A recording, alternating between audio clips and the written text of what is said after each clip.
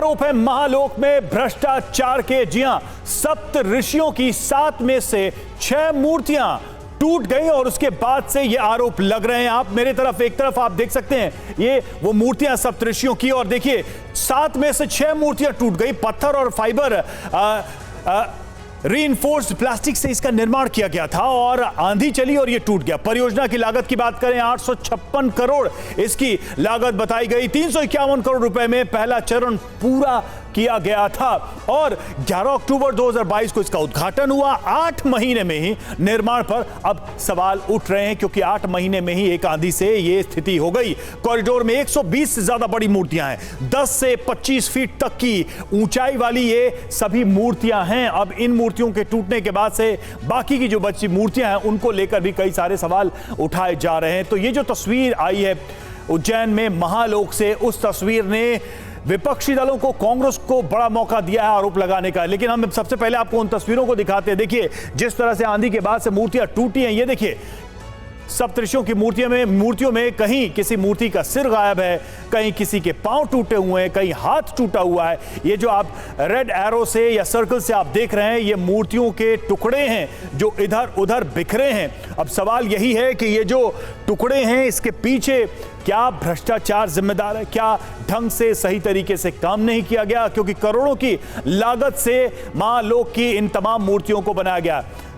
तस्वीरें लगातार हम आपके सामने रख रहे हैं। ये देखिए एक और तस्वीर, ये दूसरी तस्वीर, ये तीसरी तस्वीर जो लाल घेरे में आप देख रहे हैं मूर्तियों के टूटने के बाद की तस्वीरें हैं। और हैरानी की बात यह है कि अभी सिर्फ 8 महीने हुए थे।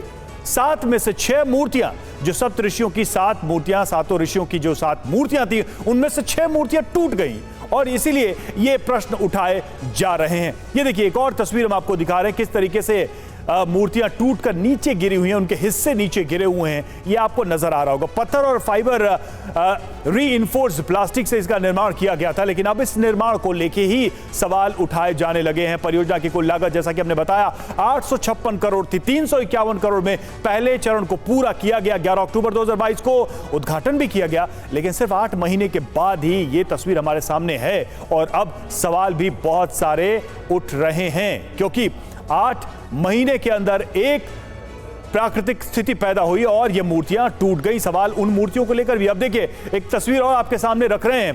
क्रेन के जरिए इन मूर्तियों को यहां से हटाया जा रहा है जो मूर्तियां टूट गए। सप्त ऋषियों की 7 में से 6 मूर्तियां टूटी हैं। ये देखिए महालोक के उस कॉरिडोर की तस्वीर है जहां से इन मूर्तियों को हटाया जा रहा है, उस जगह से जहां पर ये पहले थी, और तेज हवा चलने, आंधी की वजह से ये मूर्तियां टूट गई। ये देखिए ये जो मूर्ति आप देख रहे हैं सप्त ऋषि में से एक ऋषि की, यहां पर उनकी गर्दन ही टूटी है। पूरा सिर जो है वो इस मूर्ति से अलग हो चुका है, वो हिस्सा अलग थलग पड़ चुका है। इससे साफ पता चलता है कि मूर्तियां वाकई में क्या किसी तेज हवा को सहने के लायक थी। एक और तस्वीर हम आपको दिखा रहे हैं, वही मूर्ति जब यहां पर खड़ी थी। एक और तस्वीर जिसमें मूर्ति का सिर ही टूट गया और मूर्ति सिर्फ ऐसे ही रह गई। तो एक के बाद एक सप्तऋषियों की ये मूर्तियां हम आपको दिखा रहे हैं, जिन मूर्तियों के टूटने के बाद से ही ये सवाल पैदा हुआ है। ये 2 तस्वीरें आप देखिए, एक तरफ जब तेज हवा चली और उसके बाद ये मूर्तियां टूटी, दूसरी तरफ उसी मूर्ति को क्रेन के जरिए यहां से शिफ्ट किया जा रहा, हटाया जा रहा है। कमलनाथ ने, कांग्रेस ने यह मांग की है कि इन मूर्तियों को पुनः स्थापित किया जाए, इनका निर्माण किया जाए। साथ ही इस मामले में क्या कोई गड़बड़ी हुई है, क्या कोई भ्रष्टाचार हुआ, क्या जो कंस्ट्रक्शन था, जो निर्माण था, उसमें कोई समझौता हुआ है, उस चीज की भी जांच की जानी चाहिए।